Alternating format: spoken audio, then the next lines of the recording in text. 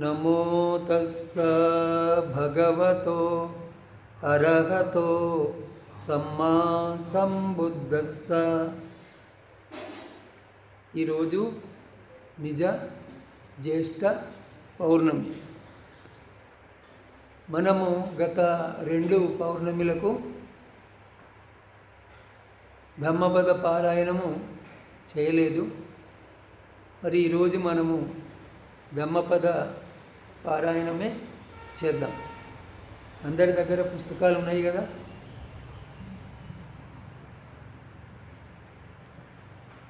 ఇంతకుముందు మనము ఎంతవరకు పారాయణం చేసినామంటే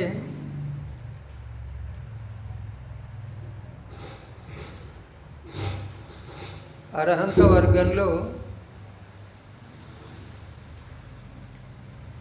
97వ గాథ అసద్దో అకతన్యూచ సంధిచ్ఛేదోచ యోనరో హతావకాశో వంతాసో సబే ఉత్తమ ఓరిసో.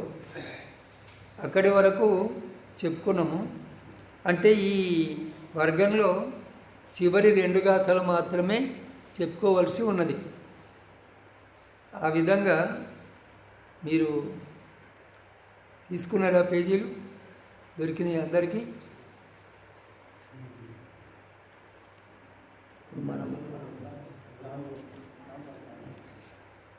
అరహంత వగ్గో సత్తము, అరహంత వర్గము 7.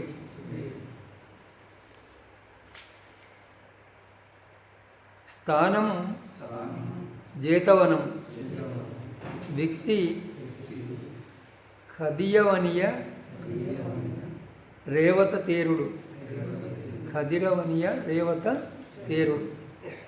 గామేవా యదివారణ్యే నిన్నేవా యదివా థలే యత్క అరహంతో విహరంతి కం భూమి రామణేయకం. ఊరైన లేక అడవైన, పల్లమైన లేక సమతలమైన అర్హంతులు విహరించే స్థలమే అందమైనది. గామేవా యదివారణ్యే నిన్నేవా యదివా థలే. అంటే అది ఊరు కానీ అడవి కానీ, ఎత్తైన మిట్ట కానీ లేకపోతే పల్లము కానీ, ఎటువంటి స్థలమైనా కూడా ఎక్కడ అర్హంతులు విహరిస్తారో ఆ స్థలము అందమైనది, రమణీయమైనది అని. ఇక్కడ విహరించటం అంటే ఏమిటి అర్థము? ఉండటము అని. పాలిలో విహారకు అర్థం ఏమిటి? ఉండటం అని.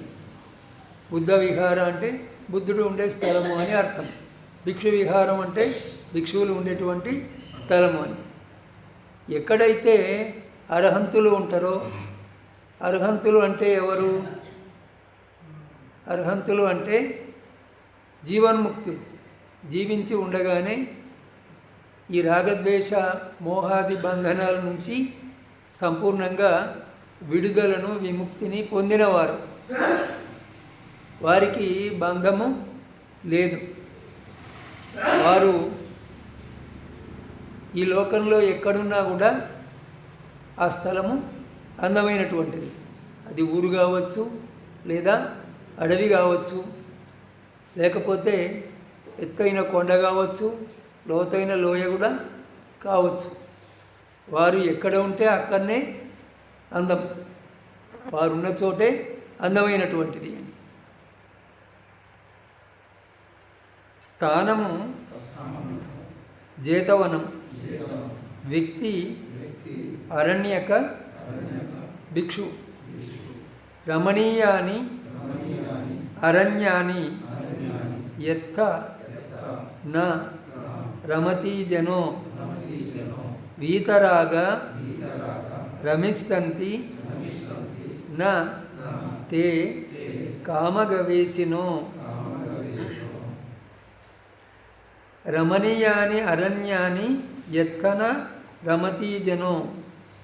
ఆ అరణ్యాలు రమణీయమైనవి, అందమైనవి. ఏ అరణ్యాలు? ఎక్కడైతే సామాన్య జనులు ఆనందించరో ఆ అరణ్యాలు రమణీయమైనవి. మరి అక్కడ ఎవరు ఆనందిస్తారు అంటే కామ సుఖాలను అన్వేషించని విరాగులు ఆనందిస్తారు. ఇంద్రియ సుఖాల్లో ఆనందించేవారు సామాన్యులు. ఇంద్రియ సుఖాలంటే ఏవి? శబ్దాది 5 సుఖాలు. ప్రియమైనటువంటి శబ్దము, ప్రియమైన స్పర్శ, ప్రియమైన రూపము, ప్రియమైన అంటే ఇష్టమైన అని, రుచి, తర్వాత ప్రియమైన వాసన. వీటిల్లో ఆనందించేవారు సామాన్యులు. వీటిల్లోనే ఆనందిస్తూ వీటిని సంపాదించుకోవటంలోనే జీవితం అంతా గడుపుతూ ఉంటారు. ఏమి విందాము, ఏ స్పర్శ సుఖాన్ని పొందుదాము, ఏ అందాలను చూద్దాము, ఏ రుచులను ఆస్వాదిద్దాము, ఏ వాసనలను చూద్దాము, సుగంధాన్ని చూద్దాము, సుగంధాలను అనే ఈ యావలోనే, ఈ తృష్ణలోనే జీవితం అంతా గడుపుతూ ఉంటారు. ఈ సుఖాలు కావాలంటే ఏం కావాలా? సుఖాలను కొనుక్కోవాలంటే ధనం కావాలి. అందుకని ధన సంపాదనలోనే లోకమంతా నిమగ్నమై ఉంటుంది. ధన సంపాదనలో నిమగ్నమై ఆ ధన సంపాదన వల్ల ఇంద్రియ సుఖాలని పొంది అనుభవించాలని చూస్తూ ఉంటారు. ఆ విధంగా ఉండేటువంటి వారు రాగులు, అంటే రాగాన్ని కలిగిన వారు. రాగం అంటే విషయ సుఖాల పట్ల ఆసక్తి, కోరిక. విషయ సుఖాలంటే ఇప్పుడు చెప్పుకున్న 5 సుఖాలే విషయ సుఖాలు. ఇక విరాగులు అంటే ఎవరు? రాగము లేని వారిని విరాగులు అని అంటారు. రాగానికి వ్యతిరేక శబ్దము విరాగం. వారు ఈ శబ్దాది సుఖాలు 5 పట్ల విరక్తులవుతారు. వాటిని పట్టించుకోరు. అవి కావాలనే కోరిక వారి మనస్సులో ఏమాత్రము ఉండదు.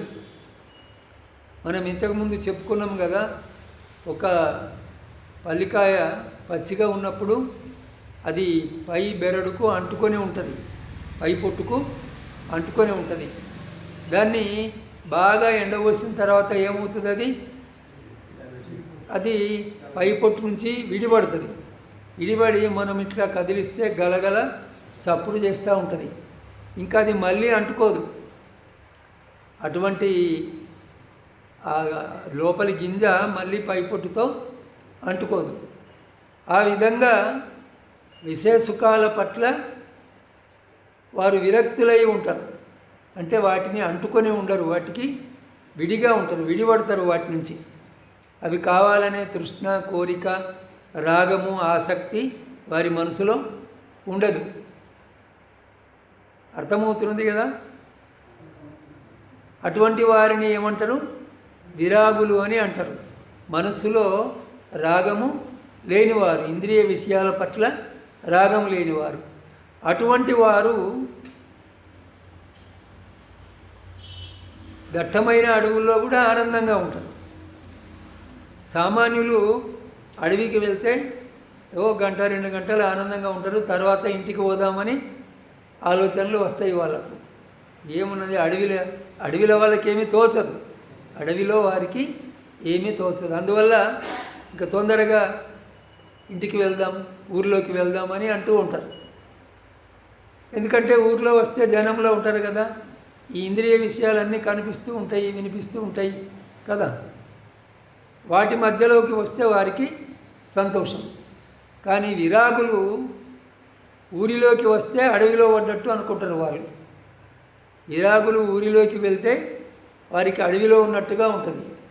అంటే సామాన్యులకు అడవిలో ఎట్లా ఉంటుందో విరాగులకు ఊరిలో ఆ విధంగా ఉంటుంది. విరాగులకు అడవే ఊరు, అడవిలోనే వారు సంతోషపడతారు. సామాన్య జనులు ఊరిలో సంతోషపడ్డట్టుగా విరాగులైన వారు అడవిలో సంతోషిస్తారు. అందుకని అరణ్యక భిక్షువుకు ఈ గాథ బుద్ధుడు బోధించిండు. అరణ్యక భిక్షువు అంటే అరణ్యంలో ఉండేటువంటి భిక్షువు. కొందరు ఎప్పుడూ నిరంతరం అరణ్యంలోనే ఉండేవాళ్ళు. ఊరిలో విహారాల్లో ఉండకుండా అరణ్యంలో, ఒకవేళ మరీ చెట్టు మొదట ఉండటం కష్టం అనుకుంటే అరణ్యంలోనే విహారం నిర్మించుకొని అరణ్యంలోనే ఉండేవారు. అటువంటి వారిని అరణ్యక భిక్షువులు అని అంటారు. ఇక్కడికి ఈ వర్గము అర్హంత వర్గము అయిపోయింది. తర్వాత వర్గం పేరు సహస్ర వర్గం. సహస్ర వర్గో అట్టము అని చెప్పండి. దమ్మ పదం సహస్ర వర్గో అట్టము. సహస్ర వర్గము 8. సహస్రం అంటే 1000 అని అర్థం. సహస్రం అంటే 1000. స్థానము వేణువనం. వ్యక్తి తంబదాటిక చోరుడు. అయితే ఈ తంబదాటిక చోరుడు అంటే అర్థం ఏంటిది? తంబ అంటే బొటనవేలు. తంబ అంటే ఏమిటి? బొటనవేలు. బొటనవేలును నరికే చోరుడు అని అర్థం. అయితే దీనికి అంగుళిమాలుని కథ ఉన్నది. మీరు విన్నారు కదా, ఇంతకుముందు చెప్పిన మీకు. అంగుళిమాలుడు అనే దొంగ అడవిలో నుంచి వచ్చేటువంటి ప్రయాణికులను దోచుకొని వారి బొటనవేలును కోసుకునేవాడు. కోసుకొని ఒక దండగా పుచ్చుకొని మెడలో వేసుకునేవాడు అన్నమాట. అతనికి 1000 బొటనవేళ్ళ దండ కావాలి. 1000 పూర్తి అయితే గురుదక్షిణ ఇస్తా అని అనుకుంటాడు. దీని వెనక ఓ కథ ఉన్నది. పూర్వము తక్షశిల గొప్ప ఏమంటారు దాన్ని, విద్యాలయం. తక్షశిల విద్యలకు పెట్టింది పేరు. అన్ని రకాల విద్యలు నేర్పే గురుకులాలు తక్షశిలలో పూర్వము ఉండేవి. అయితే అందరి విద్యార్థులాగానే ఒక విద్యార్థి, అతడి అహింసక ఇంటి పేరు అంటే అహింసకులు అనే వాళ్ళు, గోత్రం పేరు, బ్రాహ్మణుడే. అతను కూడా గురువు దగ్గరికి పోయి, అయితే ఇతను అందరూ మూల్యం చెల్లించి విద్య నేర్చుకుంటే, డబ్బు ఇచ్చి విద్య నేర్చుకుంటే, ఇతనికి గురువు ఊరకనే విద్య నేర్పుతూ ఉంటాడు, పేదవాడు అని. ఇతను కూడా ఎంతో శ్రద్ధగా గురువు నేర్పే విద్యను నేర్చుకుంటూ ఉంటాడు. అయితే ఇతర శిష్యులకు, ఆ గురువు యొక్క ఇతర శిష్యులకు ఈ విద్యార్థి మీద ద్వేషం కలుగుతుంది. ఏవో కారణాలు ఉంటాయి కదా, వీడికి ఊరికనే విద్య చెప్తున్నాడు, వీడంటేనే గురువుకు చాలా ప్రేమ, ఇట్లా ఏదో ఒక కారణం ఉంటుంది. అందుకని వాళ్ళు చాలా రోజుల తర్వాత తక్కిన వాళ్ళంతా కూడబలుకొని గురువుకు ఈ శిష్యుడికి వైరము సృష్టించాలి, పగ కలిగించాలి వీళ్ళిద్దరి మధ్యలో. మరి అందుకోసము ఏం చేద్దాం మనము అని వాళ్ళు నానా రకాల ఉపాయాలు ఆలోచించి చివరికి ఒక ఉపాయాన్ని ఎన్నుకుంటారు. ఏమిటి ఆ ఉపాయం అంటే, గురువు భార్యకు ఈ శిష్యుడికి సంబంధం ఉన్నదని ఒక పుకారు పుట్టించాలి. అంత నీచమైనటువంటి పన్నుతారు వాళ్ళు. కొద్ది రోజులైన తర్వాత గురువుతో అంటారు, ఆచార్య ఇట్లా వినబడుతున్నది మాకు అని అంటారు. అంటే రే మూర్ఖులారా, వాడు నా కొడుకు లాంటి వాడు, మీరు ఎట్లా అంటున్నాడు అని అంటాడు గురువు. అన్న తర్వాత కొద్ది రోజులు గడిచిన తర్వాత మళ్ళీ ఇంకొక జట్టు పోతుంది. ఈ శిష్యులు చాలామంది ఉంటారు కదా, వీళ్ళు వెళ్ళి ఆచార్య ఇట్లాగా వినిపిస్తున్నది అని అంటారు మళ్ళీ. అంటే మళ్ళీ వాళ్ళతో అదే విధంగా అంటాడు గురువు. కానీ మనసులో ఏదో కొంచెం అనుమానం కలుగుతుంది. కలిగిన తర్వాత ఆ గురుపత్నితో ఈ విద్యార్థి మాట్లాడుతున్నప్పుడు ఇంతకుముందు ఏమీ అనిపించలేదు. ఇప్పుడు ఏవో ఇంటి పనులు చేసేటప్పుడు ఆమె పిలుస్తుంది కదా, మాటలు చెప్తుంది, ఈ పని చేయి ఆ పని చేయి ఏదో అంటూ ఉంటుంది.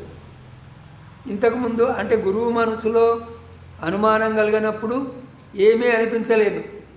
ఇప్పుడు సంశయం వచ్చింది కాబట్టి ఏం మాట్లాడినా ఏం మాట్లాడుతున్నారో అనే అనుమానం మొదలైంది ఆయన మనసు లోపల. ఇంకా కొన్నాళ్ళు అయినాక ఇంకొక జట్టు పోయి మళ్ళీ చెప్తారు. మళ్ళీ చెప్పేసరికి ఆయన మనసులో బాగా నాటుకుంటుంది. మీకు పంచతంత్రంలో కథ తెలుసు అనుకుంటాను. పూర్వము బ్రాహ్మలు యజ్ఞాల్లో నల్లమేకను బలిచ్చేవాళ్ళు. పూర్వం అంటే ఒక 2000 సంవత్సరాల కంటే ముందు. అయితే ఆ బ్రాహ్మణుడు ఏం చేస్తాడు, అంగడికి పోయి ఒక నల్లమేకను కొనుక్కొని దాన్ని తీసుకొని అడవిలో నుంచి వస్తూ ఉంటారు. కొందరు దుష్టులు ఏమనుకుంటారు, మనం ఈ నల్లమేకను ఎత్తుకొని పోవాలి ఈ బ్రాహ్మణుడి దగ్గర నుంచి. పోవాలంటే ఏం చేయాలా అంటే మనము ఒక ఉపాయం వాళ్ళు ఆలోచిస్తారు. ఆలోచించిన తర్వాత మొదట ఒక ముగ్గురు పోతారు. ఆ బ్రాహ్మణుడు అడవిలో వస్తూ ఉంటాడు. ఆచార్య ఏం తీసుకొని పోతున్నారు మీరు అంటాడు. అదే మేకను తీసుకొని పోతున్నా, యజ్ఞంలో బలి ఇవ్వాల్సి. మేక కాదు స్వామి, అది కుక్క అంటాడు వాడు. కుక్క అంటే అరే నేను అంగట్లో చూసి కొనుక్కొని వస్తున్నా, మీరు కుక్క అంటారు అని ఇంకా ఆ బ్రాహ్మణుడు ముందుకు పోతాడు. పోయిన తర్వాత ఇంకా 1 కిలోమీటర్ దూరం పోయిన తర్వాత ఇంకొక గుంపు వస్తుంది. మళ్ళీ ముగ్గురు వచ్చి ఏమంటారు, అయ్యో స్వామి ఈ కుక్కను కొనుక్కొని పోతున్నారు ఏమిటి అంటారు. బ్రాహ్మణుడికి కాదు నేను మేకనే కొనుక్కొని వస్తున్నా అంటాడు. కానీ మనసులో ఏమో మరి కుక్కనో ఏమో ఊళ్ళోకి కుక్కను పట్టుకొని పోతే అందరూ నన్ను చూసి నవ్వుతారు, బ్రాహ్మణుడు కుక్కను పట్టుకొని వస్తున్నాడు అని చిన్నగా అనుమానం కలుగుతుంది. ఇంకా కొంత ముందుకు పోయిన తర్వాత ఇంకొక గుంపు వస్తుంది. వాళ్ళు కూడా అంటారు, అయ్యో స్వామి ఈ కుక్కను పట్టుకొని పోతున్నారు. బ్రాహ్మణుడికి ఇది కుక్కనే ఉన్నట్టున్నది, నేనే పొరపాటు పడ్డా, ఇంకా ఇట్లనే ఊళ్ళోకి పోతేనంటే బాగుండదు అని ఆ మేకను అక్కడనే వదిలిపెట్టి వెళ్ళిపోతాడు. ఇక వీళ్ళంతా కలిసి మేకను తీసుకొని వెళ్ళిపోతారు. బ్రాహ్మణుని కొట్టింది లేదు, దొంగతనం చేసినట్టుగా లేదు, కానీ ఉపాయంతో ఆ మేకను తీసుకొని వెళ్ళిపోయాడు. ఆ విధంగా పదే పదే అబద్ధాన్ని చెప్పినా కూడా అది నిజమే కావచ్చు అనే అనుమానం కలుగుతుంది. ఇక్కడ కూడా ఈ ఆచార్యుడికి అదేవిధంగా అనుమానం కలిగి, ఇప్పుడు నేనేమన్నా అంటే వాడికి ఏమన్నా నష్టం కలిగజేస్తే నా గురుకులంకు చెడ్డ పేరు వస్తుంది, ఇక ముందు విద్యార్థులు రారు. అందుకని విద్య అంతా అయిపోయిన తర్వాత వాడు చచ్చిపోయే ఉపాయము ఆలోచిస్తా అని అనుకుంటాడు. అనుకొని ఇక విద్య అంతా అయిన తర్వాత అప్పుడు ఈ విద్యార్థి అహింసకుడు, ఇతను ఆచార్య గురుదక్షిణ ఏమి ఇవ్వాలని అంటాడు. అంటే అప్పుడు ఆచార్యుడు అంటాడు, 1000 మందిని చంపి వారి బొటనవేళ్ళ దండ తెచ్చి నాకు ఇయ్యు అని అంటాడు. ఆయన ఉద్దేశం ఏంటిది, 3-4 చంపేసరికి ఎవడో ఒక్కడు వీని చంపేస్తాడు. ఆ విధంగా పగ తీర్చుకున్నా అని ఆయన ఆలోచన గురువుది. అప్పుడు అంటాడు, అయ్యో మాది అహింసక గోత్రము, నేను అటువంటి కులంలో పుట్టి ఏ విధంగా ఈ ప్రాణి హింస చేయాలా అని ఈ విద్యార్థి అంటాడు. నీ ఇష్టం, మరి నీ విద్య నీకు ఫలించదు గురుదక్షిణ ఇవ్వకపోతే, ఆ విద్య నీకు ఎందుకు ఉపయోగపడదు అంటే అప్పటిక తప్పనిసరి అయ్యి ఆయుధాలు తీసుకొని అడవి మార్గం పడతాడు. పట్టి అడవి వెంట ఎవరు వచ్చినా వాళ్ళని చంపేది, బొట్టనవేలు కోసుకునేది, దండ పుచ్చుకునేది. ఈ విధంగా అతని భయంకు ఊర్లే పాడుపడిపోతాయి. ఆ అడవి సమీపంలో ఉండే ఊర్లు. అడవి లోపల నుంచి పోవాలని అంటే ఒక 50 మంది 100 మంది గుంపుగా పోవాలి, లేకపోతే ఆ దొంగ వస్తాడు చంపేస్తాడు అని భయం అన్నమాట. ఇక 1000కి 1 తక్కువ ఉంటుంది, 1000 మందికి 1 తక్కువ ఉంటుంది. అంటే 999 మందిని అతను చంపేసింది అప్పటికి. ఆ రోజు బుద్ధుడు ఉదయము ధ్యానంలో ఉన్నప్పుడు ఈరోజు ఫలానా దొంగకు మార్గం అందేది ఉన్నది అని తెలుస్తుంది, జ్ఞాన మార్గము అందేది ఉన్నది అని పొద్దున ధ్యానంలో ఉన్నప్పుడే తెలుస్తుంది. అందుకని అతడు అంటే బుద్ధుడు ఆ ఉదయం పూట ఆ దొంగ ఉండే అడవి మార్గం బట్టి పోతూ ఉంటాడు. తోవకు 2 పక్కల వ్యవసాయ భూములు ఉంటాయి కదా, పొలాలలో పనిచేసుకునే, తోటలలో పనిచేసుకునే రైతులు. ఈ అడవితో వెంట పోవద్దు స్వామి, అక్కడ అంగుళిమాలుడనే గజ దొంగ ఉన్నాడు, 50 మంది 100 మంది కూడా భయపడతారు ఆ తోవను పోవడానికి, మీరు ఒక్కరే పోతున్నారు, పోవద్దు అంటారు. బుద్ధుడు అదేం పట్టించుకోకుండా అదే అడవిలోకి పోతాడు. కొంత దూరం పోయిన తర్వాత ఈ అంగుళిమాలుడు చూస్తాడు. చూసి 50 మంది 100 మంది కూడా ఈ తోవ వెంట రావడానికి భయపడతారు. ఇతను ఎవరో ఒక్కడే వస్తున్నాడు, నాలాంటి వాడు ఇంకెవడు లేడన్నట్టుగా ఇప్పుడే వీడిని చంపి బొట్టనవేలు కోసుకుంటా అని పరిగెత్తుకొని వస్తాడు. ఇక భగవానుడు చూస్తే మామూలుగా నడిచినట్టే ఉంటుంది చూడడానికి. ఈ అంగుళిమాలుడు శక్తినంతా ఉపయోగించి పరిగెత్తుతూ ఉన్నాడు, కానీ బుద్ధుడు అతనికి అందటం లేదు. చూస్తే మామూలుగా నడిచినట్టే ఉన్నాడు. మరి అప్పుడు అందుకోలేక శ్రమణ నిలువు అని అంటాడు, ఆగు అని అంటాడు. అంటే నేను నిలబడే ఉన్నా, నువ్వే నిలబడు అంటాడు బుద్ధుడు. అంటే అప్పుడు ఈ అంగుళిమాలుడికి అర్థం కాలే ఆ మాటలు. పరిగెత్తే నన్ను నిలబడమంటున్నావు, నిలబడిన నువ్వేమో ఏం చెప్పుకున్నామా, నడుస్తున్న నువ్వేమో నిలబడిన అంటున్నావు కదా. అంటే ఒక విధంగా ఇతని వేగం లేదు కదా బుద్ధునికి. అంటే అప్పుడు దీని అర్థం ఏంటిది అని అంటాడు. పరిగెత్తే నన్ను, నేను నిలబడే ఉన్నా, నువ్వే నిలబడు అని ఏం చెప్పినా మొదట, నేను నిలబడే ఉన్నా నువ్వే నిలబడు అన్నాడు. నువ్వే నిలకడగా లేవు అన్నాడు. అంటే మరి పరుగెత్తే నన్ను నిలకడగా లేవు అని ఎట్లా అంటున్నావు, నిలకడగా ఉండాలని ఎట్లా అంటున్నావు అని అంటే అని అతనికి ఆలోచన కలిగింది ఆ దొంగకు. పరుగెత్తే నన్ను నిలకడలేదు అంటున్నాడు కదా, నేను నిలకడగానే ఉన్నా అంటున్నాడు. అంటే బుద్ధుడు అతని దృష్టిలో అతనికి అందుతలేడు కాబట్టి నాకంటే వేగంగా పరిగెత్తుతున్నాడు అనే ఉద్దేశమే కదా. అందువల్ల నేను నిలకడగానే ఉన్నా, నీవు నిలకడగా ఉండు అని అన్నాడు బుద్ధుడు. అర్థమైంది కదా విషయం. అంటే అతనికి ఆ మాటలు అర్థం కాలేదు దొంగకు. అర్థం కాక మరి దీని అర్థం ఏమిటి, నువ్వు పరిగెత్తుతున్నావు, అతని దృష్టిలో ఇతను పరిగెత్తుతున్నాడు బుద్ధుడు, కానీ నిలకడగా ఉన్నా అంటున్నావు. కానీ పరిగెత్తే నన్ను నిలకడగా నీకే నిలకడలేదు అంటున్నావు. దీని అర్థం ఏమిటి అని అంటే అప్పుడు బుద్ధుడు ఇక్కడ వచ్చి చెప్తా అంటాడు. వచ్చి అతని ముందు కూర్చుండి ఏమంటాడంటే, నేను ఏ ప్రాణిని హింసించ కాబట్టి ఎక్కడికి వెళ్ళినా నిలకడగా హాయిగా స్థిరంగా ఉంటా.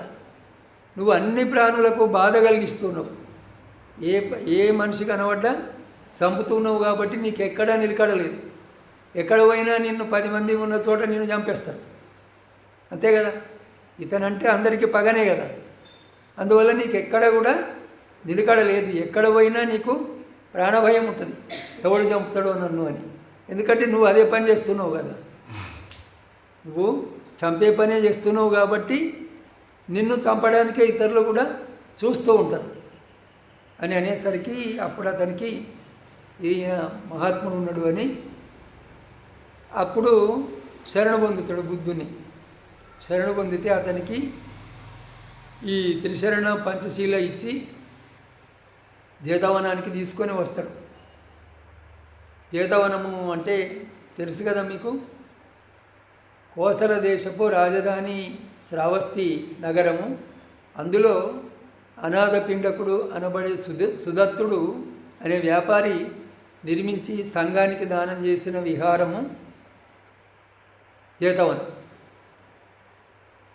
అక్కడికి వచ్చి అక్కడికి ఇతన్ని తీసుకొని వచ్చిన తర్వాత ఎవరిని, ఈ అంగుళిమాలుని, అతనికి భిక్షుదీక్ష ఇస్తాడు బుద్ధుడు. మామూలు ఉపదేశం కాదు, గృహస్థ ఉపాసక శిష్యుడు కాదు, భిక్షుదీక్షనే ఇస్తాడు, సన్యాస దీక్ష ఇస్తాడు. కాషాయ వస్త్రాలు కట్టుకొని భిక్షాపాత్ర పట్టుకొని ఒక మూలన కూర్చొని ఉంటాడు. ఎవరు? అంగుళిమాలుడు. అదే సమయంలో కోసల దేశపు రాజు దగ్గరికి, ఆయన పేరు ప్రసేనజిత్తు, వందలాది మంది పోయి మొరబెట్టుకుంటారు. రాజ్యం అంతా అల్లకల్లోలం అయిపోతున్నది, అంగుళిమాలుడు అనే దొంగ మాకెక్కడ ఏమీ మనసు స్థిరం లేకుండా చేస్తూ ఉన్నాడు, ప్రశాంతత లేకుండా చేస్తూ ఉన్నాడు, వాడిని ఎట్లయినా చంపాలా మీరు అని రాజుకు మొరబెట్టుకుంటున్నారు. అప్పుడు రాజు పెద్ద సైన్యం తీసుకొని ఈ దొంగను పట్టుకుంటా అని వెళ్తూ బుద్ధుడిని దర్శనం చేసుకొని పోతా అని జేతవనానికి వస్తాడు. అప్పుడు బుద్ధుడు అంటాడు, ఏ దేశం మీద దండయాత్రకు పోతున్నావు రాజా, పెద్ద సైన్యం తీసుకొని బయలుదేరినావు అని అంటాడు. అనేసరికి ఏ దేశం మీద దండయాత్ర లేదు, నా రాజ్యంలో అంగుళిమాలుడు అనే దుర్మార్గుడు ఉన్నాడు, వాడి భయంకు ఊళ్ళే పాడుపడిపోయినాయి, వాడిని పట్టుకొని రావడానికి వెళ్తున్నా అంటాడు. అంటే అదిగో అంగుళిమాలుడు ఇక్కడ కూర్చున్నాడు అని చెప్తాడు. అంతటి రాజు కూడా భయం చేత వెంటనే వెంట్రుకలు నిక్కబడుస్తాయి. అంటే ఇక్కడనే ఉన్నాడు అనేసరికి అంత గొప్ప దొంగ ఈ భయం కలుగుతుంది కదా, రాజు కూడా భయం కలిగింది అన్నమాట. అంటే మేము పెద్ద పెద్ద సైన్యాల్ని ఉపయోగించి జయించలేని వారిని మీరు మాటలతోనే జయించి తీసుకొని రావటమే కాకుండా అతన్ని భిక్షువుగా మార్చివేసిందంటే మీ గొప్పతనం ఎంతటిది అనేది తెలుస్తున్నది అని మళ్ళీ బుద్ధుడికి వందనం చేసి ఆ రాజు వెళ్ళిపోతాడు. ఈ విధంగా తంబదాటిక చోరుని కథ ఇది. బొటనవేళ్ళు నరికేటువంటి దొంగ అన్నమాట తంబదాటిక చోరుడు. సహస్రమభిచేవాచ అనత్త పదసంహిత ఏకం అత్త పదం శయ్యో యం సుత్వా ఉపసమ్మతి.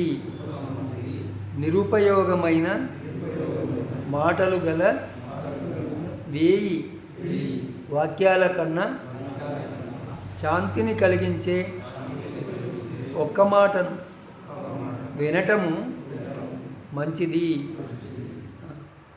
అంటే పనికిమాలిన మాటలు 1000 మాట్లాడిన దానికంటే దేని వినటం వల్ల మనసు ప్రశాంతం అవుతుందో అటువంటి ఒక్క మాటను వినటము మంచిది అని. స్థానము వేణువనం, వ్యక్తి దారుచీర్య థేరుడు. సహస్రమపిచేగాథ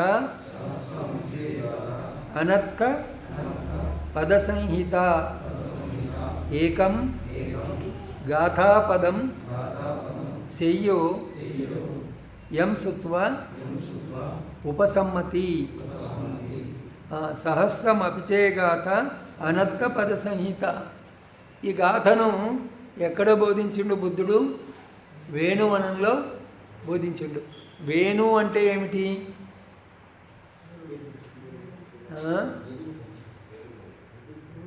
వెదురు. మురళి అంటే మురళి వెదురుతో చేస్తారు కాబట్టి దానికి వేణు అని పేరు వచ్చింది. అంతేగాని వేణు అంటే మురళి కాదు. వేణువు అంటే వెదురు అని అర్థం. అది వెదురుతోటే తయారు చేస్తారు కదా ఏది మురళిని, అందువల్ల దాన్ని కూడా వేణువు అని అంటారు. అయితే వేణువనం అంటే వెదురు చెట్ల వనం. ఇది ఎక్కడ ఉన్నది ఈ వనము అంటే మగధ దేశపు రాజధాని నగరం పేరు రాజగృహం. రాజగిరి అంటారు. ఇవన్నీ ఉత్తర భారతదేశంలో ఉన్నాయి. మొదలు చెప్పిన శ్రావస్తి నగరము యూపీలో ఉంటుంది, ఉత్తరప్రదేశ్లో. ఇది బీహార్లో ఉంటుంది. రాజగృహ నగరం ఎక్కడ ఉంటుంది? బీహార్లో, ఇప్పటి బీహార్లో ఉంటుంది. ఆ నగరంలో ఉన్నది వేణువనం. ఆ రాజు పేరు బింబిసారు. మగధ దేశపు రాజు పేరు ఏమిటి?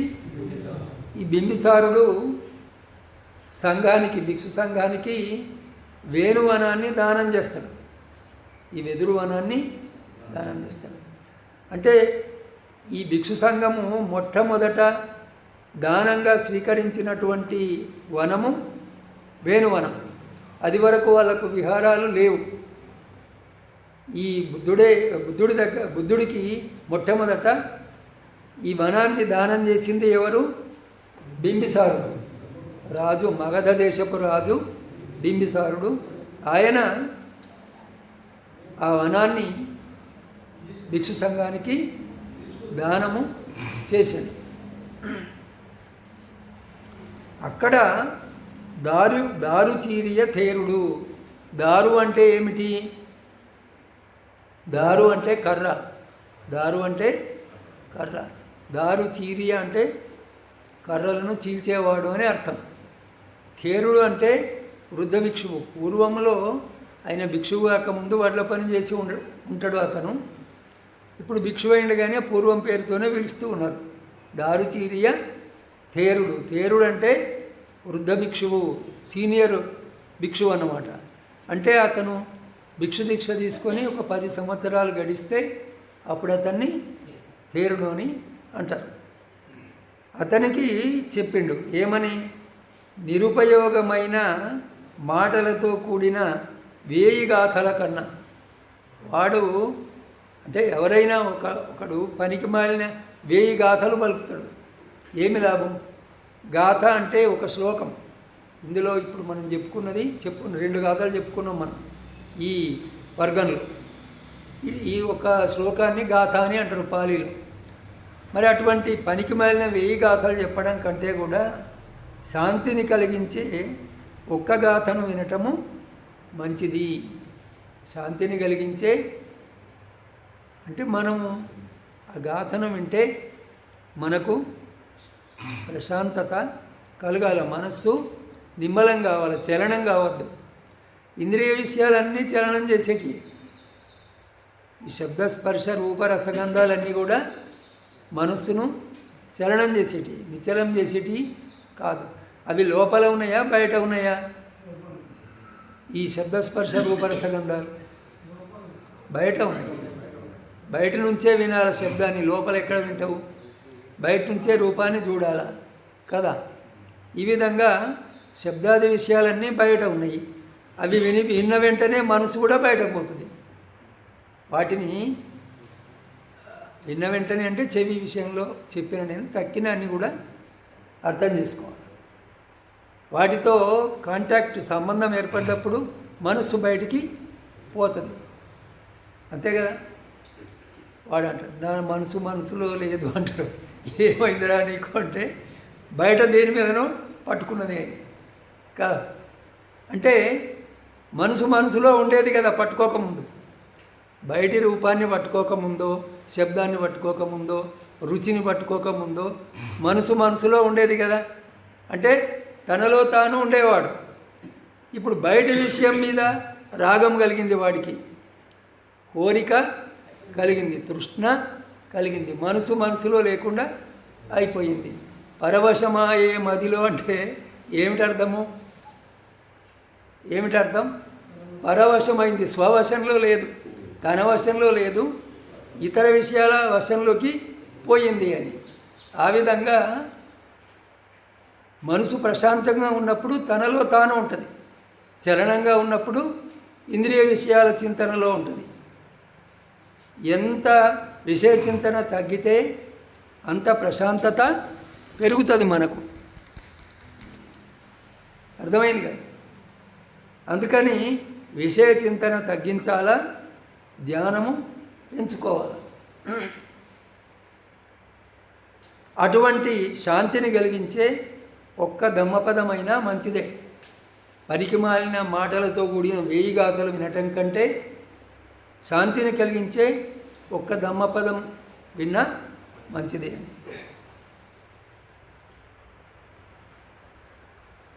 ఇందులో 3 గాథలు చెప్పుకున్నామా? ఇప్పుడైతే నేను 3వ దాని అర్థం కూడా చెప్పిన మీకు. మనం 4వ దానికి వెళ్ళిపోదాం.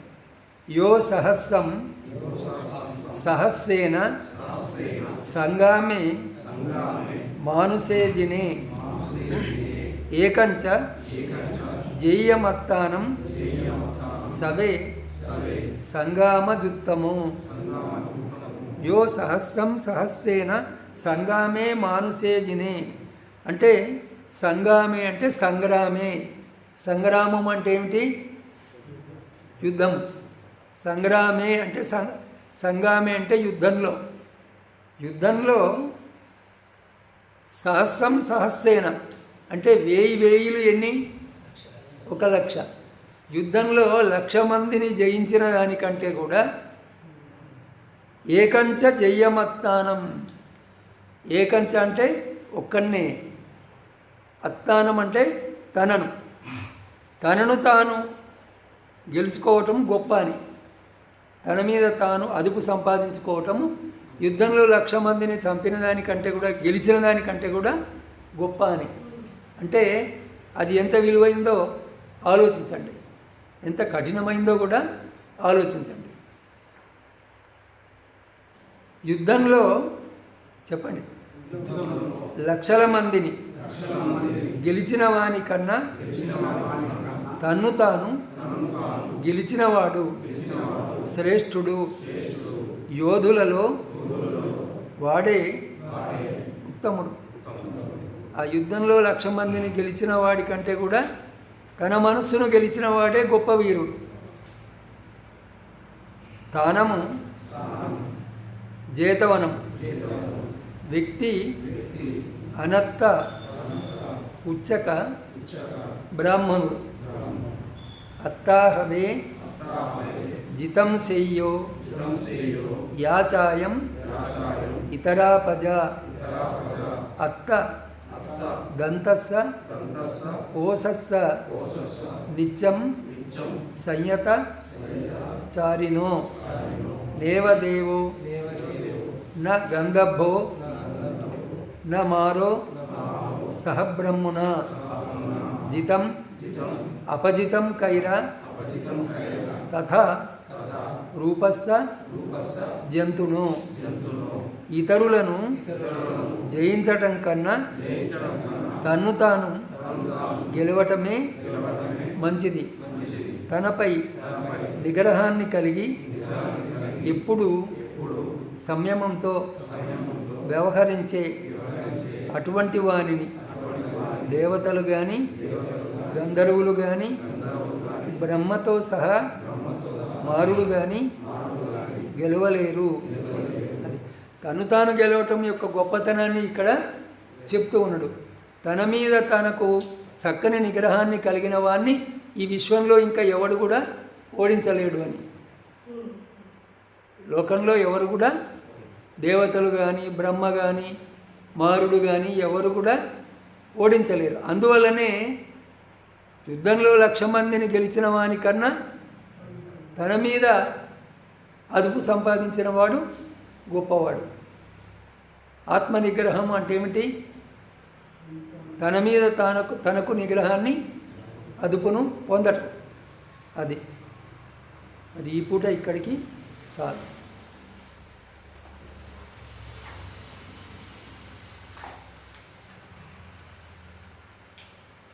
భవతు సబ్బమంగళం రక్షन्तు సబ్బదేవతా సబ్బబుద్ధానుభావేన సబ్బధమ్మానుభావేన సబ్బసంఘానుభావేన సదా సుత్తి భవంతు తే.